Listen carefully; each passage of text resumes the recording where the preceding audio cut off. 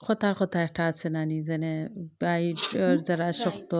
আসলে ভিতরটা নরম থাকে। হ্যালো এভরিওয়ান, আসসালামু আলাইকুম। সকলে কেটা ভালো আছেন? নিবালা আলহামদুলিল্লাহ, আমিও আছি বালা। আসলে সবসময় শুনতাম কথার কথা একটা জিনিস কইতা যেনে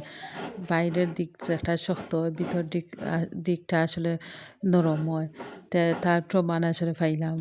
আর নাস্তা করলাম আমরা রাফার বাড়ি, নাস্তা করার পরে আসলে দুলাভাইও নাই।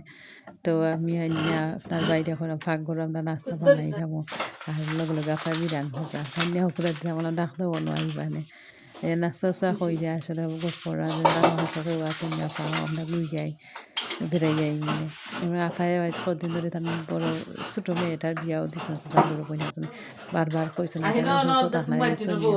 ওখান রাতে আই আমরা যাই আফায় জনের বাড়ি কিন্তু চাচা করে বোন তিনজন আছেন তার তো সম্ভব হয়েছে তার তার নাম কইছেন তা আমি অত লান দেখছি ঠিক আছে বাপর বাড়ি আইসি চাচার বড় বোন বড় তৈরা চলাফেরা একটু মাতলে তাই একটু কড়া করে মাততাম বাইলান অত মায়া করবা হরিও বুঝছি না এখন ফোন দিয়েছি দেওয়ার দেখা যায় তার মেজো মেয়েটা ধরছে দিয়ে গেছে তিনি বড় ধরছে দৌড়ে আইবা হয়েছে তার আম্মু নানা বাড়ি আই যাই বাই মনে মনে চিন্তা করলাম আমি নাই তাই কষ্ট করি আইবার আপনার বাইও না করলো আইলাম যাওয়া ঠিক হইতো না কষ্ট করে আইবার নাস্তা উস্তা খাই আসলে বাদ যেতাম করে জানে গেলে তাই আম্মু লগে লগে ফোন বসে দিয়া কইছে তারা তিন বোনে জ্ঞান গুলো মারছে তারপরে পোয়া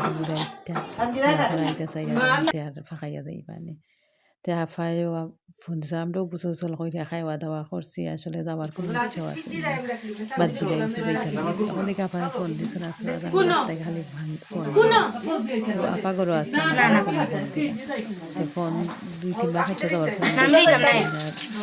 আমি দেখতাম না